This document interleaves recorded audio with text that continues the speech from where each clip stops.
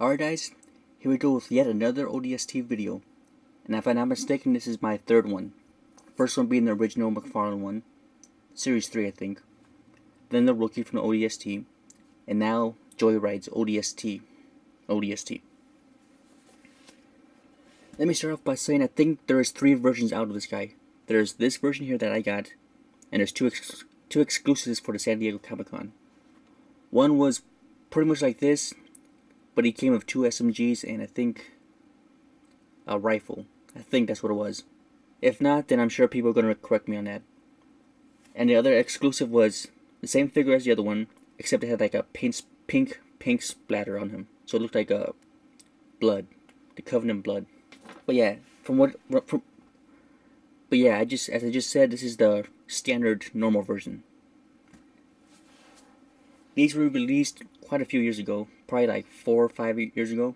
But since then, I've been trying to get my hand on this toy for a while, and just recently, thanks to a member over at the Spawn message boards, I was able to pick one up. But enough about that little thing, that little details and all that. Let's take a look at the toy itself. And you can see it's not as good detailed as the McFarlane one. It's more basic. But you gotta remember, the McFarlane one's a lot newer. And plus, McFarlane toys are, well, highly detailed.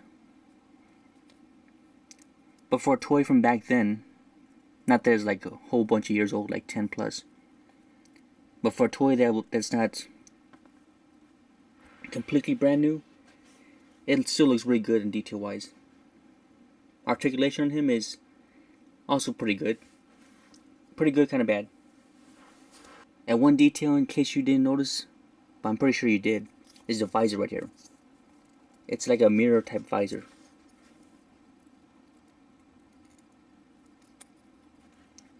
It's a nice little detail they had. I think all the Spartans have this kind of visor too, but it's like an orange color. Orange is gold. Articulation that he has is head movement, which is restricted because of the neck guard here. We can get him to turn his head about that far. Like that. You probably could get it to go a little bit further, but I don't want to risk breaking it. Because when you're doing like this, you can already feel it tightening up. Here's the shoulders, which rotate all the way around. They go out to about that far. That's because the armor right here is rubbing up against the vest, as you can see. Maybe. He has elbow joints, which, you know, standard elbow joints, but they also rotate all the way around. He has wrist joints, which, you know, as you just saw, 360, and some slight back and forth. At the waist, at the legs that spread out about that far. Yeah, that's pretty much nothing. That far back. But going forward, you can get it kind of like in a sitting position. So yeah, the legs, knees, and like a leg section up here. So you can get the rotation like that. And he also has feet joints, which is just like that. No side to side, just back up and down. Accessories he comes with: shotgun, which looks pretty good. The handgun.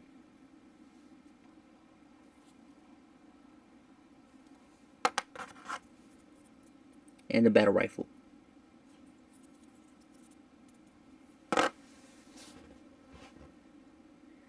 And one last accessory he has is a knife,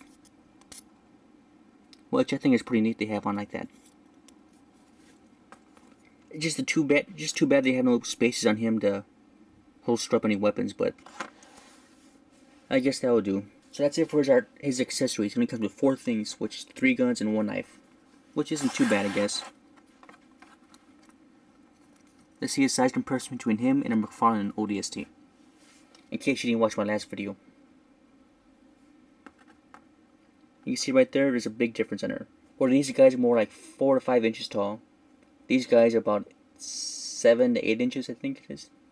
So yeah, there's a pretty good difference right there. How does he look with other Joyride figures? Let's take a look at the Master Chief. And you see that, you see that he matches in fairly well. I think it's pretty accurate to the sizes that they're supposed to be. Because just like McFarlane ones, well, not just McFarlane, but the game series itself, Spartans are pretty tall. Whereas the ODST is just a normal person, so it's standard height, and then the Spartan height. How much can you spend on this guy? It really depends on where you get him. I've seen him on eBay go for like $50 to $100. I've also seen him go kind of cheap for like $20 to $30. And those prices are that price plus shipping price. I was able to pick up my figure for $32 with shipping included. So it was a pretty decent price. It was kind of like, I don't know, $26 plus some shipping. But yeah, it's a pretty good price for this guy. The only places to pick them up now, like I said, is eBay. If you know someone that's selling them, or if you happen to find them in a comic book store, that's pretty much going to be your only bets, your only choices. Because these are old toys, you won't be able to find them in stores anymore probably. Maybe at a specialty shop, like I said, a comic book store, but that's about it. Is he worth a pickup? If you're a Joyride fan, Halo fan, ODS fan, then yes he is. He's a little bit lacking on details, but that's because the way it was back then. And plus the ODSTs from Part 2 and Part 3, they're different kind of armor and stuff, so it looks a lot different too. But he is fairly well built. There's no looseness in his joints at all. Doesn't really feel that cheap. Overall, it's a pretty good quality toy. And he does come packed in with some good accessories, the other weapons. And he looks pretty good with the other weapons that you might get from your Spartan characters. Which with my favorite one is a sniper rifle.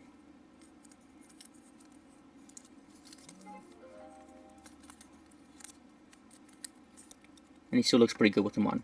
So yeah, if you have the extra cash, if you want to get this toy, if you're a fan of the ODST, definitely pick him up. He's a great toy and I really enjoy it. And I've only had it for a few hours. And it really does kind of annoy me that I waited so long to buy him, because I could have gotten him at the store for like $14, $15.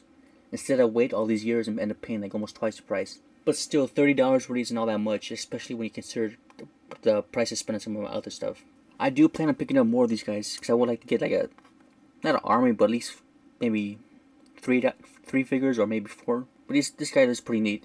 He would have been better if he had more articulation on his legs, so you could spread them out to side a lot better, but what can you do? The head movement being restricted isn't too bad, because you know, if you're wearing this kind of armor, you're not going to have full range of movement with your head. Arm movement is pretty good. It allows you to get the toy to hold both. It allows you to have the toy hold a weapon in both hands, which is good. So yeah, really no faults on him besides the leg movement, but that's a minor little thing, I think. So if you have a chance to pick this guy up for a good price, pick him up. Or if you want the exclusive ones, be prepared to pay a little bit higher price. And that's it for Halo 2's ODST made by Joyride.